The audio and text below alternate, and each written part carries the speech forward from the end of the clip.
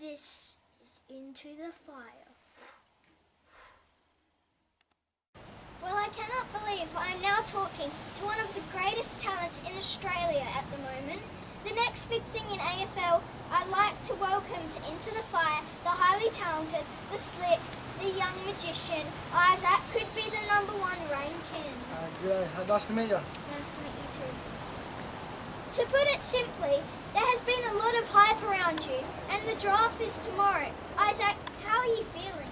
I'm a little bit nervous, as probably would be, but I'm pretty excited to find out where I'm going and what the next chapter will be. So pretty happy. Would be exciting. People don't know a lot about you, other than you're an exceptional talent. But there's a lot more to Izak Rankine, I'm sure. Don't mind if I ask you a few questions to find out about Izak Rankine the person, do you? So I guess I come from an Indigenous background. My mum's from Sejuna, Paulinga. She's a Gugutha woman, and my dad's from American, which is south from Adelaide, and he's a Ngamberi man. So that's my background. But I love to play our music and make songs and stuff, and play all sorts of sports, and just love hanging out with my friends and stuff. So sounds fun. Were you into any other sports, and what got you into footy? Yeah, I played a lot of sports growing up. So I played basketball mainly as my second sport, and that was hand in hand. But I also played tennis, rugby, cricket as well for school, but wasn't a big fan of that. But yeah, I played a whole lot of sports, and I'm just kind of a sporty person, I guess. Yeah, me too. What were you like at my age, Izak? It doesn't really say anywhere what you were like as a young fella. Were you always a gun footballer? I don't think I was ever the kind of best player. My older brother, he was kind of better than me. I played upper grade and used to play with him, but he was always a standout player. But only kind of recently, these last few years, I stood out a little bit and showed my talent. So yeah. You spent your time at Henley High with Jack Lukosius. Pretty good team, I'm imagining. He's a pretty special player, isn't he? Yeah, me and Jack have always been good mates. We versed each other. We didn't really know each other. We versed each other in primary school. When we got to high school, we finally met each other and we started playing together and stuff. So we became real good mates through school and football. So yeah, sounds like a good mate. Now, I've watched your highlights, and it's a great 10-hour watch. You have it all, really. You're fast, skilled, under pressure, and have that X factor needed to break a game open. I'm starting to sound like your manager, aren't I?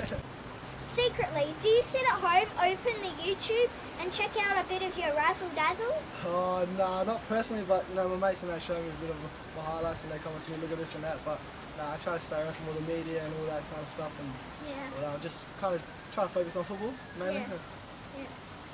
They say you only have 2 weaknesses. One is your height. I know how that feels. Believe me.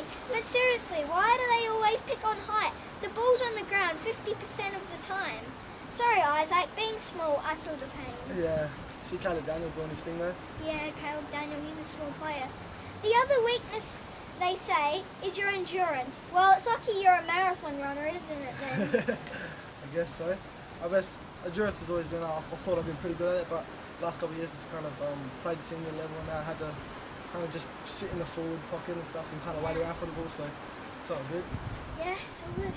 Let's talk quickly about your lead up to this point. Played league level at West at the age of 17. Playing against the bigger bodies must have seemed a lot different. Yeah, it was different. My first game was when I was 16, about 4 months or something, and that was pretty scary. But as soon as you crossed the line, it was same football. So we've been playing league football for a couple of years now, and it's good to have under the belt. So yeah, this is a story I love. You played in an all-star game and you dominated it so much. They switched you onto the other team at half-time to even it up. Is that true? Because that is cool. Oh yeah. So that was, I don't know. Well, I'm not sure what happened, but it was uneven or something. So they switched me on another team. And I guess if you all know Izak Rankine, he'll probably tell you that he shut me down at the second half, but we'll keep that between us. Sounds very cool. I love Eddie Betts. I'm sure you love Eddie Betts. Actually, the whole of Australia loves Eddie Betts. He's been your mentor, hasn't he? What has he meant to your development? Yeah, so like you said, everyone looks up to Eddie Betts and everyone loves Eddie Betts, and I got given a week to train with the Crows, and just coming from an Indigenous background, we kind of relate there, and he's kind of just gave me little tips and that, and I've been doing a little bit of training with him and stuff, but he's been a good mentor just because he's done it and he's an Indigenous role model for us, so yeah, someone I really look up to. Yeah, he is. So going back to leading up to the draft, You were the only bottom age player to make All-Australian, and then backed it up with another All-Australian the following year. Not only that, but 5 goals in the grand final against the Vics to top it off. It must have been a great experience winning the championships this year with a bunch of your friends. Yeah, so last year when I was there as an underager, we kind of got flogged.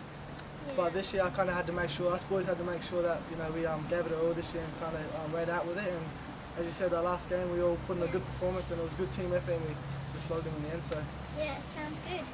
Now you personally, Isaac, I have it on pretty good authority that you think yourself a pretty good singer. But a bit of Taylor Swift or Adele maybe? Seriously, you are actually really good. Don't want to give me a little taste, do you? oh no, I thought it's a bit sore today, I reckon, a bit cold. Yeah. You say your favourite music is from Tupac. You're even better. You could be Six Pack. Oh wow, that's a good one. I'll give that to you. Yeah. What do you think you'll spend your first paycheck on? Ooh, there's a lot of things, I don't know. I like clothes and you know, bling and that, but I'll probably spend a bit on my family and stuff, fix cars and stuff, just do the right thing I guess with it. Yeah, do the right thing. Well, Isaac, I can't thank you enough for giving me some time today, especially seeing draft night is tomorrow night. This is the time in the interview when I give all my guests a little tip from LJ. Oh, here we go. Look, I'm not going to tell you how to play football because you've covered that. But tomorrow night at the draft, this is where you can use it. When you get that call to come up and join the AFL's elite, you rock that stage as the rock star you are. Don't be scared to look down to the camera and give it the old into the fire. Ooh, that's a good one, actually. Do you want to try? What you? So, oh, this one. Right, ready? Together? Hand out. Yeah. Sweet.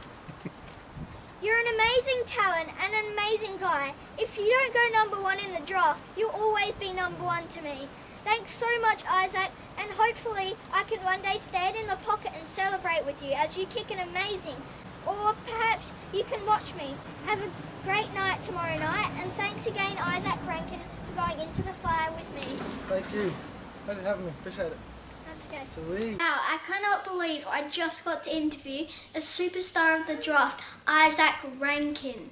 Good luck in the draft, Isaac, and I can't wait to see you in the AFL. This has been LJ, and you've been watching Into the Fire.